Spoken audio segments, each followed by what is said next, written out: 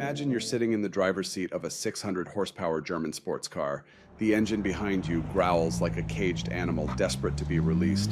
You press the accelerator all the way to the floor. Your body slams back into the seat. The speedometer needle swings past 100 miles per hour, then 150, then 200. And here is the part that will blow your mind. Nobody is coming to stop you. No flashing blue lights in the rearview mirror. No speed camera flash. No automated fine in the mail, because on this road, there is no limit. There never was. And the fact that this road even exists, that engineers actually built a highway capable of handling this, is one of the greatest untold engineering stories of the modern world. Stay with me, because by the end of this video, you will never look at a road the same way again. To understand how the Germans pulled this off, you first need to understand just how impossible this challenge actually sounds. Germany is home to 84 million people packed into a country the size of Montana. In 2024, over 48 million registered vehicles shared its roads, one of the highest vehicle densities on Earth. Now ask yourself, how do you move that many cars, that many trucks, that much industrial freight across a country that dense without everything grinding to a halt? And more importantly, how do you do it at speeds that would land you in a prison cell in most other countries? The answer is the Autobahn. Over 13,000 kilometers of highway threading through industrial heartlands, alpine foothills, ancient forests, and wide river valleys. On roughly 70% of that network, there is no mandatory speed limit, none, and yet this road works, it flows, it performs. The road itself is the safety system. And the story of how engineers made that possible is about to change everything you thought you knew about infrastructure. Here is where most people assume the story gets boring. Planning, paperwork, bureaucracy. But what German highway engineers actually do before construction begins is nothing short of extraordinary. And it starts not with shovels, but with lasers fired from aircraft. Modern Autobahn planning uses LiDAR technology to produce millimeter-accurate three-dimensional maps of entire landscapes before a single design is drawn. These digital models allow engineers to virtually build and drive the highway in simulation, identifying dangerous zones and calculating sightline distances years before any earth is moved. And those sightlines are not a minor concern. 250 kilometers per hour, a driver needs an unobstructed view of the road, stretching over a full kilometer ahead. A curve that is perfectly safe at normal highway speeds becomes a death trap at Autobahn velocities. German highway geometry is governed by mathematical standards so precise they account for human reaction time measured in fractions of a second and braking distances stretching hundreds of meters. This is engineering that begins not with concrete, but with physics. The planning phase alone can consume over a decade, 10 full years of preparation before a single machine rolls onto the site. But once construction finally begins, what happens next is even more impressive than everything that came before it. Most Americans driving on an interstate are, without knowing it, traveling on a fundamentally different type of road than the Autobahn. And the difference is not just technical, it is philosophical. American highways are predominantly built with asphalt, flexible, economical, fast to install. The Autobahn's unlimited speed sections are built with something else entirely. Reinforced concrete, engineered to molecular precision. The slabs are 27 to 30 centimeters thick and approaching a full foot of solid engineered material, sitting on top of a multi-layer subbase system representing decades of material science research. Drainage aggregate layers, frost protection layers, compacted granular fill beds, each layer serving a specific purpose, each compacted to laboratory specified density before the next goes down. Why does frost protection matter so much? Because German winters are brutal. Water seeps into micro cracks, freezes overnight, expands with forces capable of splitting rock, and destroys pavement from within. German engineers didn't try to repair this problem. They engineered it out of existence, and then they diamond grind the surface. Enormous machines with rotating diamond blade heads carve precise parallel grooves into hardened concrete,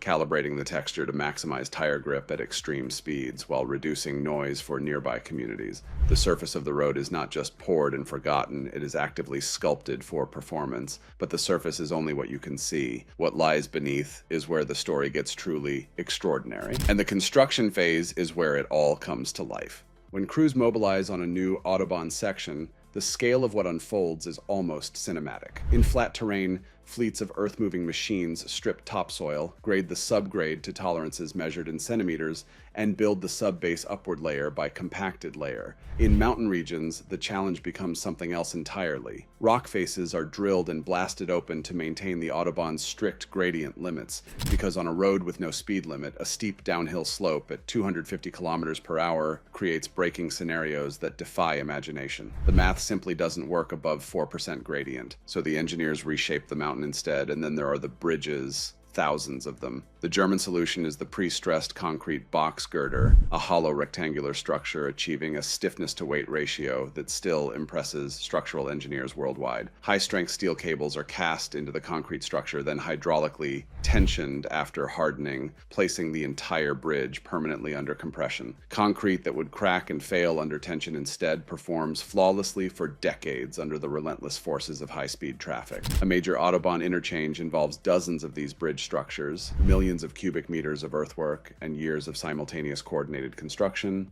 It is infrastructure at a precision that has no equal anywhere on Earth, but even when the last slab is poured and the last bridge is complete, the engineering story is far from over, because the Autobahn you see on the surface is only half the system. Beneath your tires and above your roof, an invisible layer of technology is constantly watching, measuring, and responding. Sensors embedded in the road surface measure temperature, moisture, and structural stress in real time. Sensors on overhead gantry structures track vehicle speeds and traffic density second by second. All of this data flows into regional traffic management centers where algorithms assess conditions and activate variable speed limits on electronic signs, even on sections with no permanent limit.